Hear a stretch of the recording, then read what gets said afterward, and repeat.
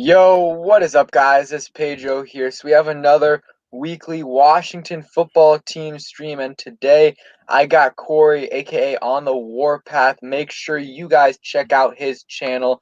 Link will be in the chat right now, and I think if you guys are watching this after the stream is over, you'll still be able to click his link in the chat. Great Washington football team YouTuber. Like I said, make sure you guys subscribe to me, subscribe to him. He does some good stuff there. Let's say hi to some people in the chat. What is up, Brian? What's up, James? What's up, King Sean? How are you guys doing? What's up, Sergio? How are you doing, Corey? I'm well, Pedro. Thanks for having me on again, brother. Yep, no problem. So, I guess we'll quickly before, what's up, Riker? While we're waiting for some people to come in here, I think this is like the driest part possible right now. These last week, this week, and probably next week will be the driest parts of the off season. The week and a half ish before training camp, there'll be some things like maybe they'll sign a player. Maybe they'll release a player before training camp starts, and there'll be some, build up to training camp. But right now, this is definitely the driest part of the offseason. But there was, quick thing today, not really too much to do with the Washington football team, but, something with an ex-Washington football team player. And what's up, Roger? Morgan Moses signed a 1 year, I think it was a 3-point something, up to $5.3 million deal with the New York Jets. How do you feel about that? I mean, I think that's good for Morgan. We've moved on from that, and hopefully he can help protect Zach Wilson because God knows he's going to need it up there in New York. So good for Morgan. Not too far from home. He just went up I-95 a little ways, but yeah, good for him. Hopefully, maybe he can make something out of it out there in New York. Yeah, I agree. It's a good spot for him. He's going to be pretty much a no question starter, which is good. He's going to play right tackle for them. And it's like I said, a 1 year, 3-point something million-dollar deal, but the incentive is up to 5-point something. And if he gets 80% playing time, which he's gotten every year he's been here, he'll get to 5-point something. So really, we just switched Leno for Moses. So, and they're both very similar when you think about it. Just play different positions. One plays on the left, one plays on the right. Both have been super reliable starters.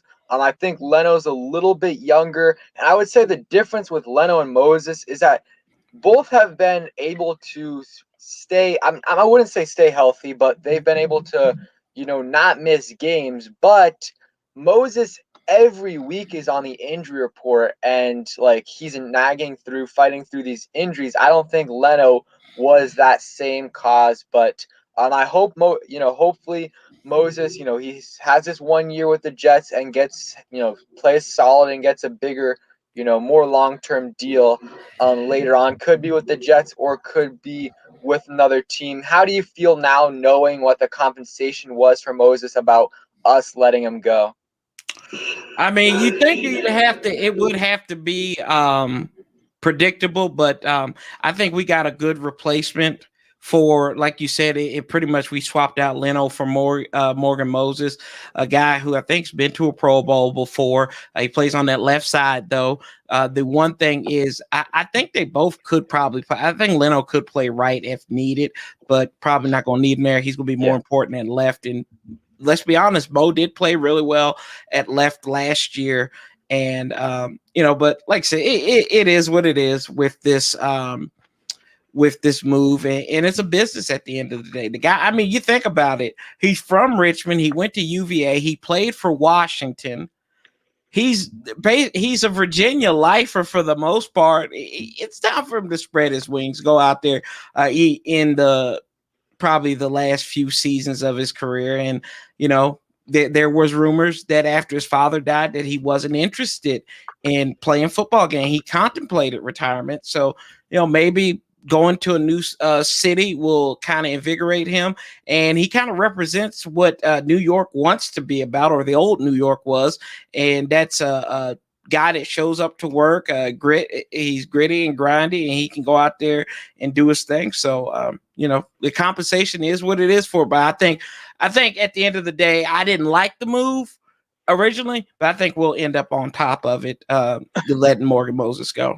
Yeah, and another thing that's funny is that Joe Douglas went to the University of Richmond, and he's their Mm-hmm. GM, so they got that connection right there a little bit from the same area. And yeah, I mean, Cosme's going to be his replacement at right tackle for this year.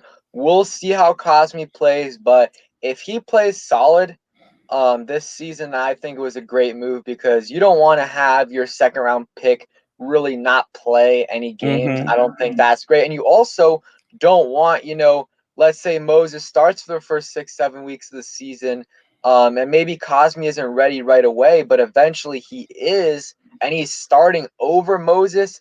I don't think Moses is going to handle that well if someone's starting over him middle of the season. That creates drama in the locker room. Ron does not want that. Right. Yeah. It's the old saying, you got to nip it in the bud there. So I think that this is a good. I think this is a good move, just to get not to fracture the locker room. I mean, you may have fractured by letting him go, but maybe who knows? As long as it's not lingering there, you don't let it fester, and then everything, if out of sight, out of mind, sometimes you'll forget about it. Yeah, so like I said earlier, we were going to be doing some stat predictions for offensive and defensive players, and then, get started with some training camp / roster battles. And before we get into it, just want to let you guys know I will be going on vacation for a couple weeks, starting this weekend. So I have some videos pre-recorded, so that'll be fine, and I'll probably be able to make videos if any big news things happen, which I mean probably won't happen, just because it's the driest part of the season. But I said that last year when same vacation last year, and I think in this 1 week, Darius Geis got arrested, Jason Wright became president, and a couple other things happened. So you never know with the Washington football team, but yeah. So let's go ahead and get started with the offensive stat predictions. So we'll start off with the most obvious position or most important position, Ryan Fitzpatrick. What are let's just go. I don't know about yards, is probably too hard to do, but just go touchdowns, interceptions. What are your stat predictions for him? And in the chat, I'm going to have a poll up for you guys. I want you guys it's just touchdowns, but I want you guys to put that in the poll as well. Corey, you go first. Oh Lord, I don't even remember what I said on Nati's channel about a few weeks ago. I think I said somewhere along the lines of, and this is if everything, the stars fall Yeah, if correctly he and stays Ryan healthy. right. I'd say let's go 25-13. Yeah, I'm actually very, very similar to that. I think I was saying 27-13, around that, maybe 27-12, around that range. I think we'll have a solid season this year. Nothing spectacular, but I think with the 17 games, that'll inflate the stats slightly, add an interception, add a touchdown or so. So I think he had 13 touchdowns, 8 interceptions last year, in limited amount of time. So I think he'll play a little bit better than last year in terms of touchdowns and interceptions, and he'll have a pretty good season. We don't need him to play elite football. We do not at all. We need him to play. Honestly, we don't even need him to play average football. If he can play even below average, which it sounds bad, but below average quarterback play is much, much better than what we got last year with Haskins, Kyle Allen, and Alex Smith on half a leg at the end of last season. So if he can, I would say if I'm ranking the quarterbacks in the NFL, he's in that 18 to 22-ish quarterback range in the NFL. If he can give us that level of play, then I think we're going to win 10 plus games this year. So let me read some of the comments right here. 26-9, 22-13, 25-12. King Sean says 3,500 yards, 21 touchdowns, 12 interceptions. Let's look at the poll. So make sure you guys vote in the poll. But right now, we have, let's see. So most people think it's going to be around 23 to 28 touchdowns. A few of you guys think it's going to be 18 to 22. So, yeah, what do you think about what Fitzpatrick needs to do this year to help us, for us to win the division? Not be Ryan Fitzpatrick. All right. Yeah, I mean, I mean, that's just. I mean, don't be Ryan Fitzpatrick, right? We need some. We need a guy who's going to play 17 games. This is going to be the 5th consecutive year that we start a different quarterback on opening day. And so that goes back to Kirk Cousins last year. You've had Kirk Cousins, Alex Smith, Case Keenum, Dwayne Haskins, and now you'll have Ryan Fitzpatrick. So I think he needs to show the stability, and there's a lot of pressure on him to impress. I think you will get numbers from him. I don't think he can produce. I just think when is Fitz tragic coming out? I need to see. Let's see. I want to see Fitz medium. How about that? Let's see Fitz medium. If we can get a little bit in the middle of like just a little bit of really good and those rough times, I can live through that. But we know what we're going to see. He's going to force the ball. He's going to make some crazy throws. He's going to make spectacular throws. But at the end of the day, we'll see. But yeah, don't be Ryan Fitzpatrick. Yeah, and I mean, I think this is probably overall, I think it's pretty safe to say, outside of him, like just overall roster, this is the best team he's been on. Like definitely the best defense, not necessarily the best offense, but definitely better offense than he had last year in Miami, because I mean, pretty much at every single position, I mean, the receivers were not good, the running backs weren't great. Tight end, you can, Mike Gesicki's solid, so, call that even, because they probably had a better number 2 than we did, and our offensive line was better. So he should have better weapons, and I think overall the last year and a half, or last few years, Fitzpatrick has still been a little crazy, but I think like last year he was like 13 or 14 out of 18 on deep balls. So like it's not like, because early on in his career or the middle of his career, he was throwing so many more deep passes than he has in the last couple of years. So he's got a little bit more laid back. But yeah, I agree. We need Fitz medium. What's up, Philip B? What's up, Derek Brown? We got a record prediction for the NFC East. Someone in the chat says Giants 11-6, Cowboys 9-8, Washington 6-11, and Eagles 4-13. I mean, I disagree with Washington. I think they're going to be, I would say, I mean, I can't say a floor because it's just hard with that, but I think they're going to win at worst 8 games, unless obviously injuries go crazy. Like if we get another 2018 situation, then yeah, they're going to win 6 games. But I think they'll win 8, 9, maybe 10 games this season. And if Fitzpatrick plays great, or not even great, if he plays average, we can win more. We can win more than 10 games, in my opinion. Fitz medium. We need Fitz medium. That's all we need. But going back to your earlier point, Pedro, if you go back and look at it, I think this is the second best team he's been on. If you look at the 2014 Houston squad that he was on, he had Andre Johnson, twilight of his career, had an up and coming Hopkins. You had him, and then he had a defense that featured Jadeveon Clowney and J.J. Watt on there, and J.J. Watt in like his first 3 years. So he's had some talent, but at some point, I say this about Ryan Fitzpatrick, the guy doesn't know how to win, and it's not his fault.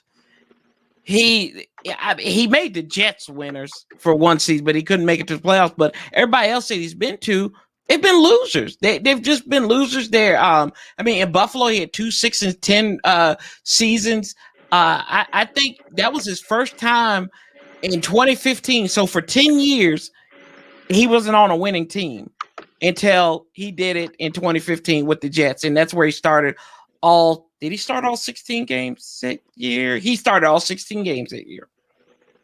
Yeah. So yeah, I mean, yeah, like you said, Fitz medium is what we need. Fitz average Yes. is what we need because I mean, like I said, I think it's almost a 100% guarantee, like Charles Barkley says, that we will get better quarterback play than we got. Guarantee. Yeah, 100% that we're gonna have better quarterback play than we had last year. I mean, last year, I mean, it can't get any worse than what Haskins gave us, especially in the that Seahawks, 49ers, and Panthers stretch. That was just awful. We got a couple average games from Kyle Allen. We got a couple good games from Alex Smith, a couple not so great ones, and especially once he got hurt, it was just awful. I mean, like, because he was already like not very mobile after his leg injury. Once he had that calf injury, it was over. It was just terrible, terrible to watch. So I think quarterback play this year is going to be like, even if Fitzpatrick doesn't have a great year, or if Fitzpatrick is struggling, Heineke's going to be better than what they got last year. Even Kyle Allen over 17 games is better than what they got last year. In Haskins, for what did they get Haskins for? They started him for 4. They started him for the first 4. Then they started him for the Seahawks game, for the Panthers game, and he played in the 49ers game. So he was pretty much in for 7 games this season. And that was awful. Kyle Allen was okay. And then Alex Smith was okay because he had a couple good weeks, but when he got hurt, he was not good. Still won though. They still won, and kind of looking at that too. There's a little bit of and when we get to somebody else's total, I've got an interesting stat for you. I'm not gonna give it away just yet, but no, I mean, if we can slow down the quarterback carousel, that would be great, because you can't. That's not a winning method, and I think this team was winning on fumes and emotion. Ron Rivera had cancer, right? Alex Smith come back. They were fueled by the stories and whatnot, the name change, all the stuff you're going through. Because everybody went through COVID, right? But that's what fueled them. Maybe if Ryan Fitzpatrick, it's kind of like, I think somebody may have said Brian said this is his last shot. Yeah, I agree 110% that this is what this is his last shot. And I think you got to pair him with a good running game as well, too. So we'll see what Scott does in that respect. Yeah, so let's go ahead and move on to Antonio Gibson for the running backs. So this is tough. I'm going to say let's go ahead and give rushing yards. And what's up, Vance? We'll go rushing yards and receiving yards. So I'm going to say you go first on this one. You go first on this one. Let's go 1,100 rushing, and this is if he's healthy and the turf toe's good. And then let's go 500 receiving, and then touchdowns combined. Let's go. I think he had 11 on the ground last year. Let's cut that back. Let's say 13 combined touchdowns. Man, me and you are on the same page today. What's up, Lord Gunner? I played this game I did this with Nati, and it was about the same. So I'm gonna say my thing was gonna be, so I'll say 1,150 yards. I was gonna say 1,100, but I'll go a little bit higher than that if he plays 15 plus games and is relatively healthy. I was thinking around 500 receiving yards as well. What did he get last year? 250? Something like that, yeah. Yeah, it was like 250. So I expect that to, go a big increase for Gibson. I'm gonna say, let's see, 9 rushing touchdowns, 1 receiving touchdown. Well, I would have probably went higher, but for receiving touchdowns, none last year, And I heard a stat that Fitzpatrick only has 2 passing touchdowns to running backs in the last 5 years. So I'm going to say 1 receiving and 9 rushing gives him 10 total touchdowns and like 1,600 total yards for the from scrimmage. Yeah, I think that's a good one right there. And then I think to that stat too, a lot of times Ryan Fitzpatrick, you said in the last 5 years, a lot of times Yeah. he's pitching relief, he's trying to get cheap yards, he's trying to Yeah. get so that I think that could be a credit as well of not being a full-time starter.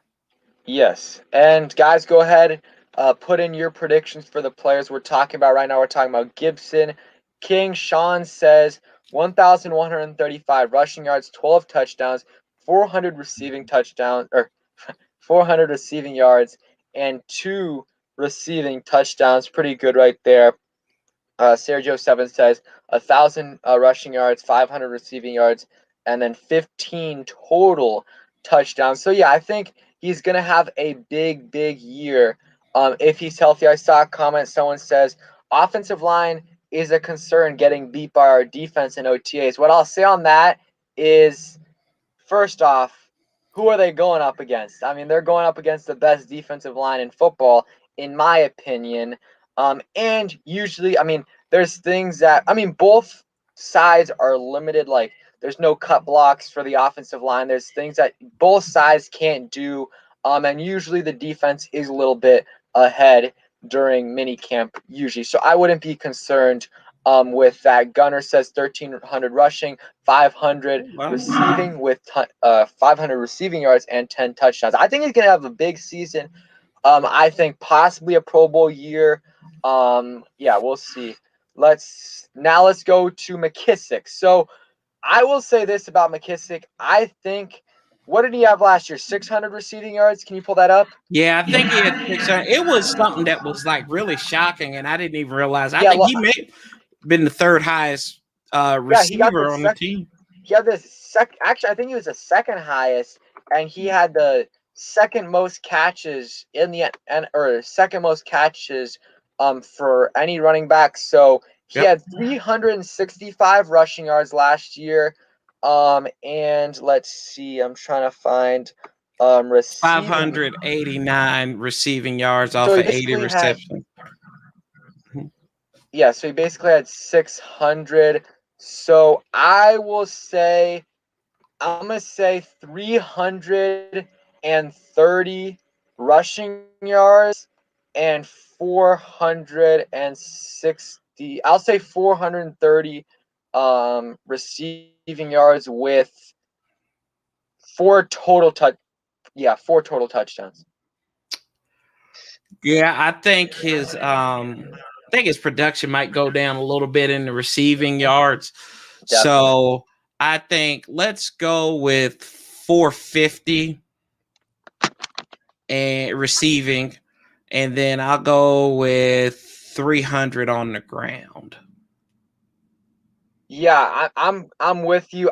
And pretty much everyone in the chat. I don't think he's gonna have as many receiving yards because, first off, like, they kind of overused him last year, in my opinion, in terms of dumping it off to him, and that's pretty much because of Alex Smith.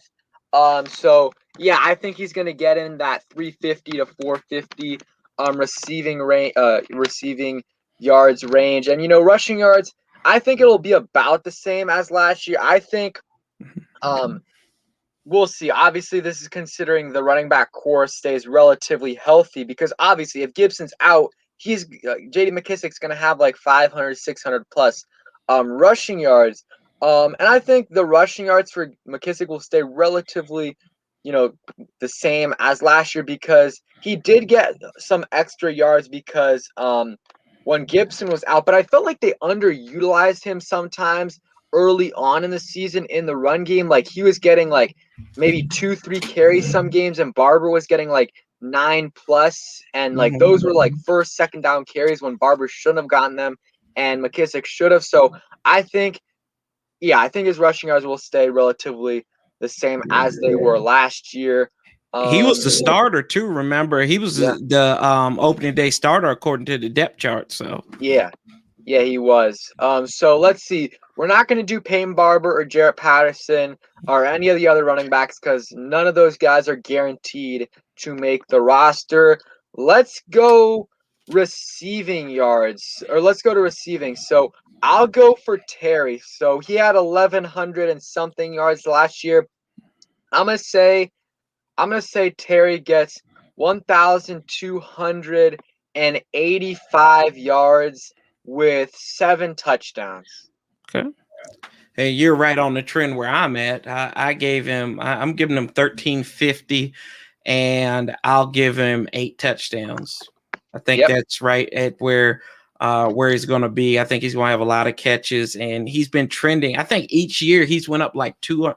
Last year, from rookie year, it was 200 yards. So he's kind of staying on that trend right there too. So Yeah, and I mean, better quarterback play, or at least, I mean, yes, better quarterback play and also more receiver friendly quarterback play as well. And also adding Curtis Samuel, Adam Humphries, De'Ami Brown in that receiving core will take some attention off him as well, which will be good in my opinion. So I think he's going to have a big year as long as he stays healthy because, I mean, each year he's gotten, first year he had a hamstring and then concussion. Last year, only missed a game, but he was dealing with that ankle injury for really like 6+ weeks. I think if he doesn't have that, he gets 1,200 plus yards easily, maybe close to 1,300. So that's what I'm gonna say for Terry. Um, Sergio says 1,309 touchdowns. Gunner says 10K yards and 40 touchdowns. Um, Lloyd the Hooper says 1,230 and 7 touchdowns. So let's go for Curtis Samuel. So I'm going to say, I think he's going to have a good year. I'm going to say, this is tough. I'm going to say 1,070 yards and 5 touchdowns. And you go for yours and then I'll give my reasoning. So I think he's going to be big in the run game as well too. So I think those yards are going to go down a little bit. I got him probably about 900 yards, 850 around that as far as receiving goes, because I think he's going to have maybe about 400 or 500 yards rushing. Really? In that respect, I think what he had like 100 yards against us last year. He may be, and honestly, Pedro, just kind of thinking out loud, he may be what he might take a little bit away from McKissick now too, so that might Yeah. bring McKissick's numbers down.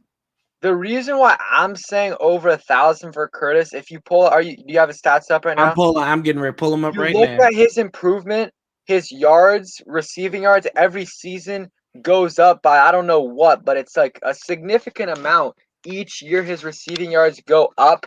He's going to be playing in a good receiving core. Again, a quarterback friendly receiver. So, or, yeah. So I think I'm gonna say over 1,000 yards because he keeps improving. I think he's a familiar system for him as well. And I think Scott Turner, the second go round, is going to use him a little bit better. I'll go for rushing. I'll say, I don't know. I'm going to just go 140 rushing yards. I don't see a big like usage for him in the run game just because when Scott Turner did have him for that one season, I think it was like 150 or something. So yeah, that's what I'm going to go with. Yeah, it was about 130. Looks like back in 2019, and then he had about 627 yards.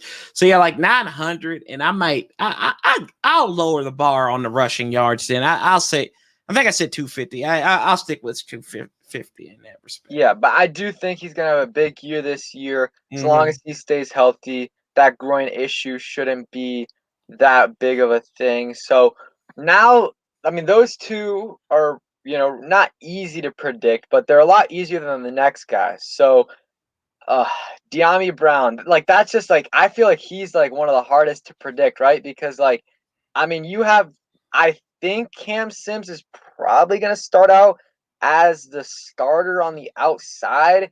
They've said so far in mini camp and OTAs, Cam Sims has gotten all the reps as the number 2 receiver on the team, like on the outside. And I think obviously Curtis Samuel, when he's back, when he's in training camp, he's going to get some of those reps from Cam Sims on the outside and also get some in the slot. But it's going to be tough to see how many snaps De'Ami Brown gets. Yeah, I think you gotta you make an interesting point there, and I think you're going to look if you remember 2012 and one of the underrated wide receivers, I think, was Aldrick Robinson. And I think you kind of look at he had about 500 some odd yards. He had like 5 touchdowns, but he was like averaging like double digit, like 15, 16 yards a catch. So I think that's for his rookie year. I think that's where De'Ami Brown's going to be. I think he's going to be 600, 700 yards receiving. And I just think that's because he's a rookie. Now we could totally be wrong. Like you said, this is hard to predict, but I think realistically, and be honest with ourselves, right? We would be shocked if this guy had 1,000 yards. Oh yeah, 100%. We would be shocked. Anybody that's telling you, "Oh my gosh, this guy! I told you he's going to have 1,100 yards and 12 touchdowns," you're a liar. Stop it, because I don't want to hear this in December. Yeah, and also you think about Terry McLaurin coming out of college. He had almost 1,000 yards in his rookie year. Would have gotten it if he didn't get missed those 2 games. But I mean, you got to think the reason why he had that is because the receivers around him were terrible. There was no one around him, so he got all of the targets. On offense. De'Ami Brown is going to be at best. I would say at best the 3rd most targeted receiver, but realistically, it's probably going to be 4. And there could be an argument that he's the 5th. I mean, I'm not saying that, but I'm just saying that I'm not saying that he is the 5th. But you got to think, you got Terry, Curtis, if they're healthy, 100% getting more targets than him. And then the next question marks: Cam Sims, Adam Humphries, who Fitzpatrick loves. You know what I mean? I'm gonna say it's tough. What's up, Manny? Talking sports with Manny. Make sure you guys check him out. Great Washington football team YouTuber. A bunch of content on his channel. Go check that out. But I would say for De'Ami, around that 450 to 530 range for me. Maybe 4 touchdowns. It's tough to predict, but that's what I'll say for him. Sergio says 685 touchdowns. King Sean says 530 and 5 to 6 touchdowns. So, what are you gonna say? Go, give me your stat prediction for Cam Sims.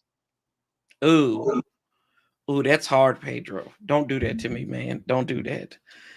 Oh God. I think that's the hardest one to predict, to be honest with you. That because I mean, guy could have. I'm gonna give you a range, and it's a big range, but I'm gonna give you a range. 420 yards to about 850. I think that 850 is his ceiling, but he could have that 420 yards too, and might be successful. But that one, I think that's harder to predict than De'Ami Brown, to be honest with you. I mean, for me, I'm gonna say for Cam Sims, I'm gonna say 575 yards and 3 touchdowns. I think he'll have a solid year. I think they really like him. I don't think he'll have a huge year, but as the 4th receiver on the team, 3rd, 4th receiver, depending on how Brown plays in his rookie year, I think that will be good for Cam Sims.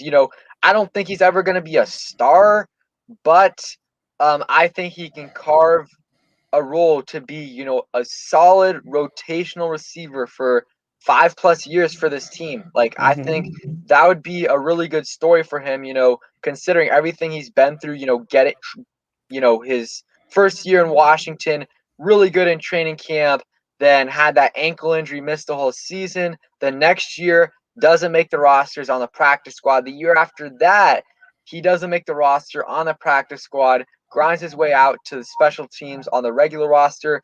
then doesn't ball out, but he has like 477 yards in like 12-ish games on offense. And I think he can be a solid, fourth receiver on a team, and that's what he's probably going to end up being here in the future if De'Ami Brown pans out. And I'm sitting here thinking, you know who Cam Sims? You know who the defensive equivalent of Cam Sims is? And y'all gonna sit down and say this. You might not remember this name, but some of the older guys might remember. Reed Dowdy. He's just a guy that sticks around. He doesn't do. I mean, he doesn't do everything good. He doesn't do everything bad. But he's just a guy that shows up. They can coach him up and put him out there in spots. Now he might get posterized by Andre Johnson, but that's who he reminds me of. That was defensively. Sean Taylor's replacement, right? Yeah, that was Sean Taylor's replacement. But he said, there was a talent deficiency at the safety position, which I think still kind of lingered for about 10 years, right? There's been a deficiency at the wide receiver position in Washington for several years. That's who it kind of reminds me of. And I think that Cam Sims, and I'm not saying that he's bad. I'm not saying Reed Dowdy was bad. He wasn't good, but he was a guy that showed up every day. And you could count on him being there. Yeah, so let's go ahead. Gunner, slow down. Gunner says Cam Sims is the Apke of the offense. Oh, dear God. Gunner. No. That wouldn't be no, because Peyton Barber was productive at least. Jeremy Sprinkle. That would have been if Jeremy Sprinkle was still here. Yeah. Let's go to Logan Thomas. So this is a tough one again because Logan got so many targets last year. He got so many targets last year that it's tough for him to replicate that. So I'm going to say, I mean, it might surprise. And I was one of the first people, and I think you were as well. Like I said, this guy is a tight end one. Like before everyone else, I was saying this guy is a tight end one. People were saying no, he's a tight end 2, tight end 3, but no. So I'm going to say 650 yards, and I know that's a step down, but give me a second to explain why. So 650, and I'll say 7 touchdowns. And the reason why is I think he's going to get less targets and less catches because obviously there's better tight ends behind him, John Bates, and we'll see who the other guys are, Ricky Seals-Jones, Deion Yelder. Also, Curtis Samuel's going to take some of those targets away. Adam Humphries as well. So I think his yards per catch will be a little bit higher than it was last year, but his catches will be a little bit down, but still another good season for him. And I think as a player overall, he's going to improve from last year, even if his stats don't show it. I'm going to tell you this, Pedro. I said this last year. The reason why we didn't go get Austin Hooper and all these other guys is because Logan Thomas. Pete Hainer saw something. I mean, for the kids at home keeping track, Pete Hainer is the tight ends coach who helped resurrect Greg Olson's career or get it on the path. And Greg was an old tight end. He took a reformed quarterback and put him. I think he has like 900 yards total for his career receiving since he became like a tight end, like when he was in Detroit and stuff. And I think in Buffalo too for a little bit. He like doubled down on that. Almost 700 yards. This is the stat I was going to tell you. Did you know last year when Logan Thomas reached the end zone, Washington was 5-1? And you know the only game they lost that he scored in? Giants game. The 1-point game at the Giants. That's the only time. Other than that, they won every single game that he scored in. And should have really won it. So really, if we're talking about it, he's 6-0. Anyway, I think that this guy's going to have another good season. I think he's going to go. I'm going to give him an uptick. I'm going to say 700 yards for him. I think the touchdowns will remain about the same level, off at about 5 or 6. But this cat he is impressive, man. And then what you can do with him in the gadget plays, adding another dimension. I mean, my God, who did the sexy plays that they did with him, like on Thanksgiving. What was the other play that they did? He had a bunch of Yeah, sneaks. he did position flex, Pedro. It's position flex. That's all Yep. it is, right? That's Ron's favorite phrase, position flex. And Yep. he is the epitome of that, man. I love the dude. You know that. And I think he's going to be right on pit. He was the best free agent tight end pickup in the NFL last year. By far. Don't at me on that. It's not even close. Yeah, I totally agree with that one. So let's move on to the defense. I don't think the other guys we can really do prediction on. John Bates is a baby goat. He's a baby goat. Yeah. I'm telling you. Yeah, I think Bates will have a good season, but he won't have a huge season in the passing game yet. We'll see, though. Could surprise us. So let's go to the defense. Let's go to the defense. We'll do this kind of quickly. Montez Sweat. I'll go first. I'm gonna say what he got 9 sacks last year. I'm gonna say 10. I'm gonna say he gets 10 sacks, 9.5, 10 sacks this year. Not a big bump, but I mean we kind of know why. When the guy on the opposite side of you gets the quarterback first, it's hard to get all those sacks. Yeah, no, I think you're right, and the reason why he had 9 sacks is because the other guy across the way was, his line mate was getting triple teamed. Yeah. I think that if Chase plays in all these games, I think you've got a good shot at 12 sacks for Montez Sweat. Right. I think that's where he can go. All right, so everyone again, put your predictions in the comment. Duck says 11. Sergio 7 says 11. So okay, now for Chase Young, I'm gonna say, and I've been saying this honestly before the season even ended. I think Chase Young is gonna have an absolute monster 2021 season. I'm gonna say 14.5 sacks for Chase Young, maybe even more. And I know that's like that's a lot. But here, give me you guys can look up I think edge rusher is the biggest position that makes a big jump in their second year. You look at JJ Watt went from 5 to 20 sacks from first to second year. Von Miller, I think he went from 11 to 21.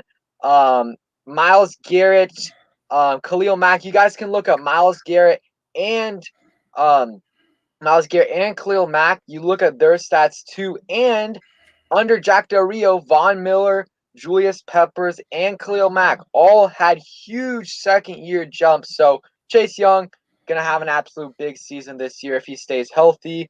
Manny says 14. I'm with him. And one reason, 7.5 sacks is great.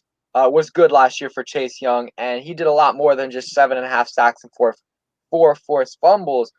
But the thing is, he was only healthy. He even said, he was the first time he felt fully healthy was before that Bengals game. He said that before the Bengals game, and that was what was that, week 10? Yeah, that was in November. Yeah, so that was from week 3 to week 8, week 3 to week 10, 11. That's 8 weeks of the season. He wasn't fully healthy. After that, he just went on a huge streak, and finished off the season super strong. So I think he's gonna have a big year this year and finish, possibly in the Defensive Player of the Year running. I don't think he's gonna beat out Aaron Donald or even Myles Garrett or some of these guys, but he might finish top 5. Yeah, I think 14 is right there where you want him to be at. And interesting enough, Pedro, you talked about it. He felt healthy for that Cincinnati game, and that's where Washington went 5-2 down the stretch, and they didn't give up no more than 20 points during that span. So I think that's pretty interesting. I think that's a something to be noted. And let's be for real. Chase Young has galvanized this defense. Don't get it. People don't get it twisted. I had an interesting conversation with Freddie Ham yesterday when I did my top 10. He said Montez Sweat is number 1. Chase is 2. I said, no, you can't say that because Montez Sweat was on this team last year. John Allen was on this team. Matt Ioannidis, Deron Payne. These guys, Tim Settle, they were all on this defensive line last year. They were good.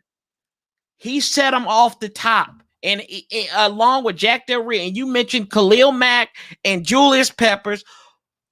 Julius Peppers had Jack Del Rio his first year, right? Hello. And then Khalil Mack had Jack Del Rio. Hello, no. Yeah, he did have Jack Del Rio. And then Von Miller. And Von Miller. Hello? Like, what's the missing link here? What's the uniting factor that these guys have? Jack Del Rio. If he knows one thing outside of linebackers, it is pass rushers, y'all.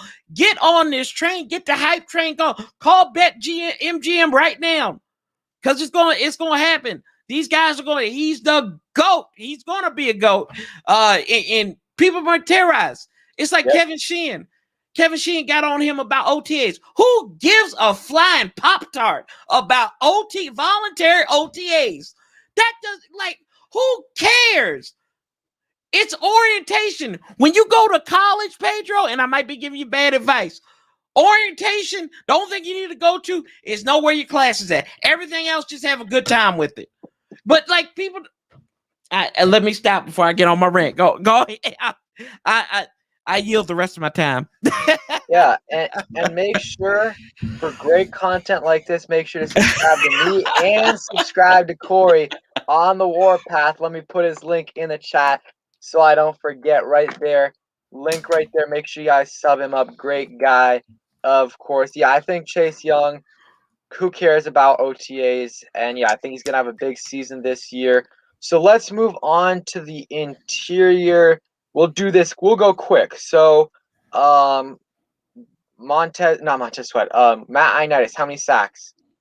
Matt Ioannidis, let's give him 5 coming back. Yeah, I think he's gonna have a good year. I'm gonna say 6.5 to 7. I'll say 6.5 sacks, maybe 7. Okay. Yeah, I think he's gonna have a good year. Just coming back from the injury. Yeah, I'll say 7. I'll say 7. 6.5, 7. I think he'll have a good year this year. And he'll get some good pressure in there. Let's see who else. Let's go, Jonathan Allen. I'll say for Allen, the thing with Allen is he got a bunch of pressure last year. He just wasn't able to get to the quarterback. So I'm gonna say for Allen we'll see. Right now it's a contract year for Allen. So I'm gonna say 5.5 sacks for Jonathan Allen. Because before this past season where he only had 2, I think he had like 6 and 8 sacks. So I think he'll get closer, 4.5, 5.5 sacks around that range. Deron Payne, I'm gonna say Payne had, what did he have, like 3, 4 sacks last year? Yeah, he was pretty good. I think he had about 4 or 5. Yeah, Payne had a good year last year. Great in the run game. Had a pick as well. Got some pressure. Had a couple forced fumbles as well. So he had 3 sacks last year, 1 interception. So I'm gonna say 4 sacks this year. 2 forced fumbles. I like that. Deron Payne, I think he'll go. I think he'll maintain at 3. I think that's where it'll go. I'll let him stay the same, but I think he can't be replaced in that run game. I think he's still going to be a wrecking ball, though. Yeah. So that's it for the defensive lineman. Tim Settle, we'll see. It's hard to predict him, especially with Ioannidis coming. He's going to have 6. Tim Settle's the man. Tim Settle's the man. So yeah. Now let's go to. Well, I'm not going to give a pick. Let's not give a pick total for every player because that's kind of tough to do. Who do you think is going to lead the team in interceptions? Huh. That's a good one. That's a good one to ask. Let me see something. I am going to go with Cameron Curl. You stole mine. So If Cameron Curl, as long as Cameron Curl starts at strong Mm-hmm. safety, I'm gonna go Cameron Curl. If not Cameron Curl, I would say Kendall Fuller. I think, especially if he plays in the slot, I think he'll have a big year, pick wise. So, everyone in the chat said Fuller or Curl. A couple Mm-hmm. people said Curl. David Smith says Fuller, then Jackson, and the rest said Fuller. So, who do you think will lead the team in tackles? Ooh. Can we say John Bostic again this year? No. I can't say it with a straight face. But you know what? I think I'm gonna give it to the rookie. I'm gonna give it to the rookie. I'm gonna go with Jamin Davis because like I said before, in this doggone, if you can't trust Jack Del Rio and Ron Rivera to pick a linebacker to lead your defense, that's like saying you can't trust a firefighter to put out a fire in your put out a one alarm fire in your house. That makes no sense. I'm going with Jamin Davis. Jamin Davis will lead this team in tackles.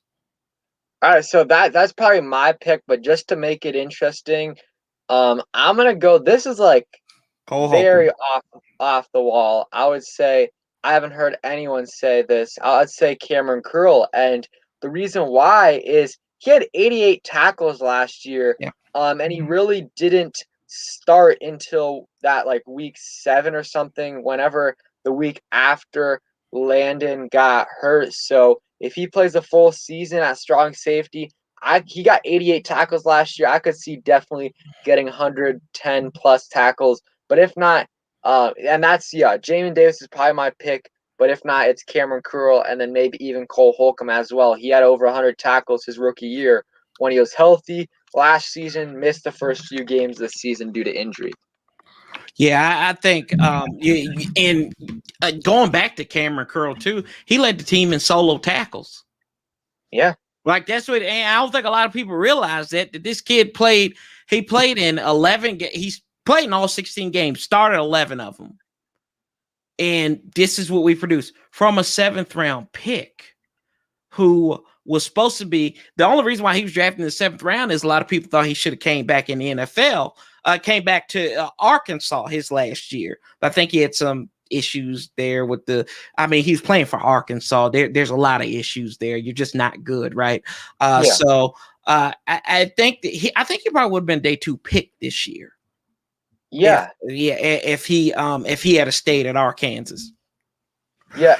And one thing about Curl in terms of, he's not just going to be playing strong safety. He's going to be playing the Buffalo nickel position as well. Like a lot. So, yes, it's not great if your safety is necessarily leading your team in tackles, but he's going to be lined up at the line of scrimmage a lot of times. And, especially at like the Buffalo nickel position you saw last year in the first few games of the season when he was playing that position, he was getting a bunch of tackles at the line of scrimmage. So he's still even if Landon Collins doesn't necessarily play early on, he's still going to play the Buffalo nickel position. And if Landon Collins is healthy, they're definitely going to be rotating around, and Curl will play the Buffalo nickel position as well. But yeah, my pick is Jamin Davis.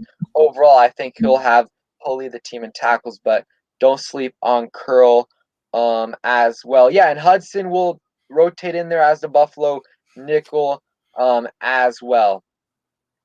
Yeah, I think that's a paramount right there. I think it's going to be good good assessment. Yeah, AJSTP003, what is up? He says Bostic is underrated.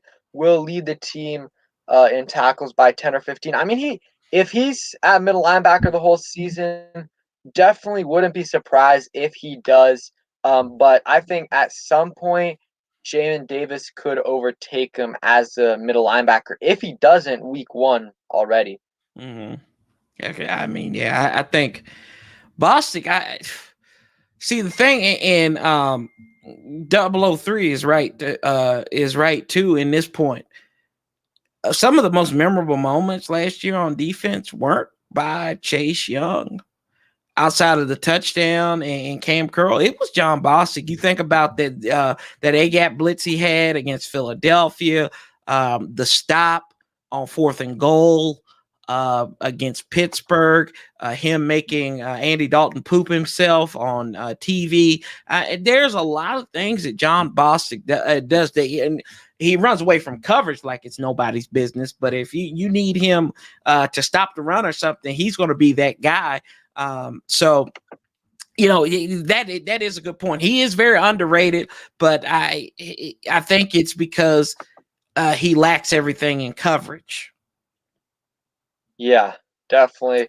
But yeah, I'm excited to see and what's up, Infinite. Ryan Fitzpatrick's gonna go off this year. Appreciate you for coming in here. Haven't seen you in a stream in a while. Appreciate you for coming in here. So let's see. We'll talk about training camp battles really quickly.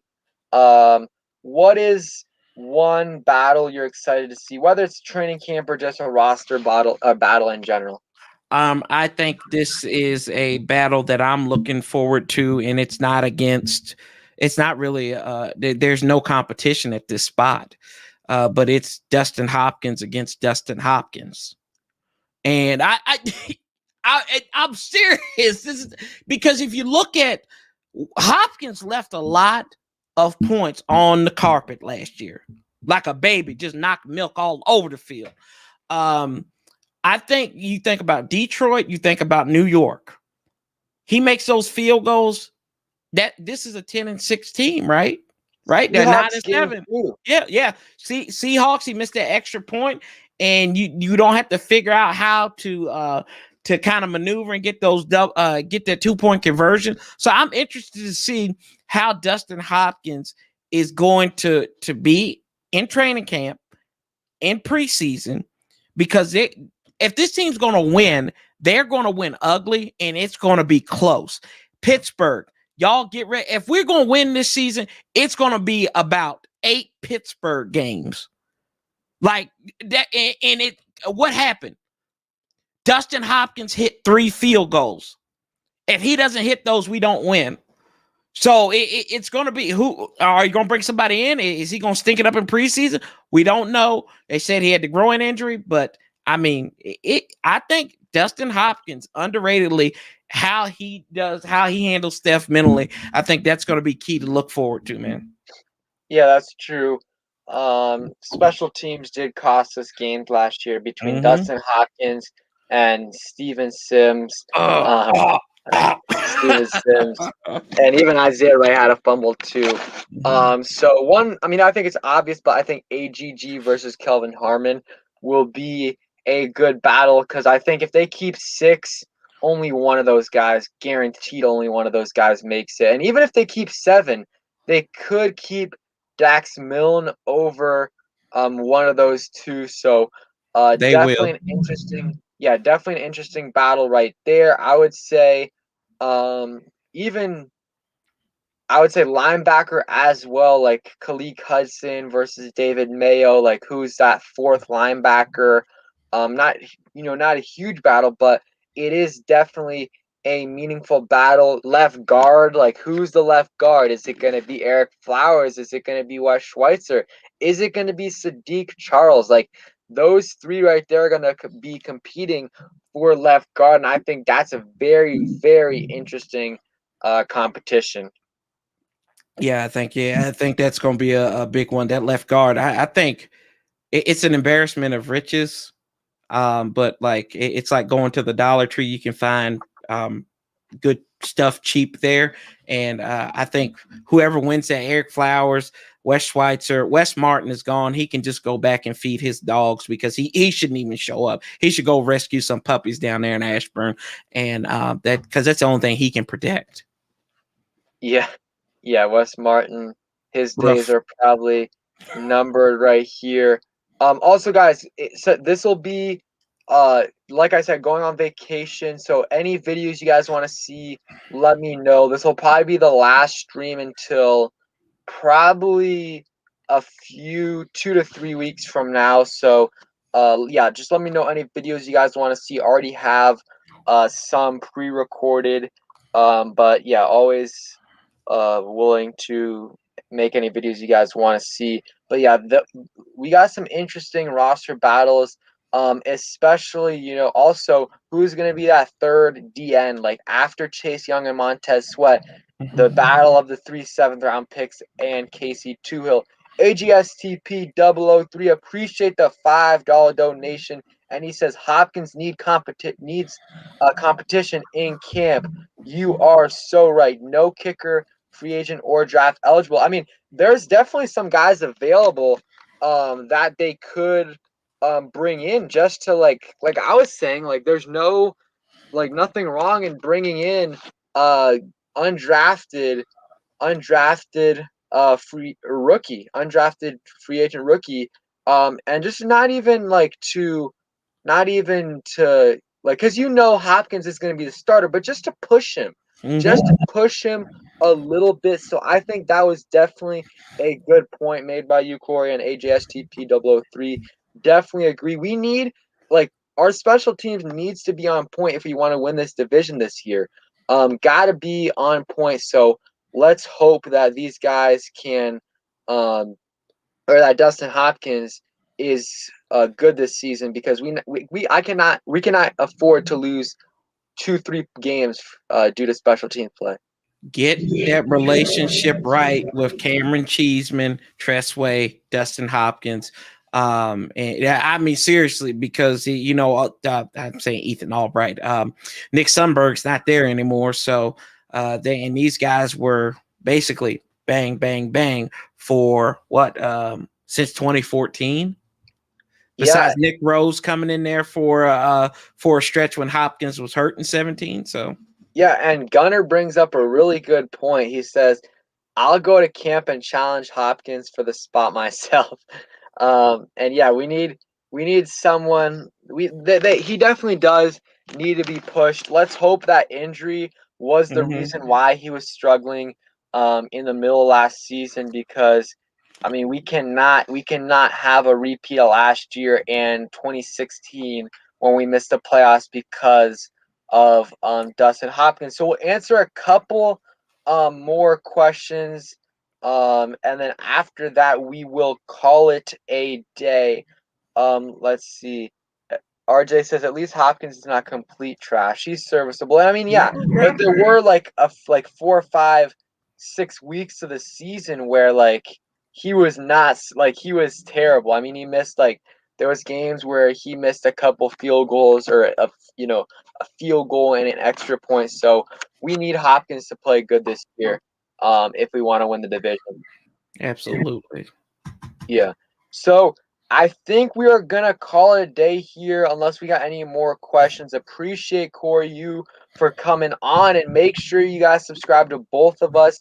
I'm gonna put Corey's link in the description again.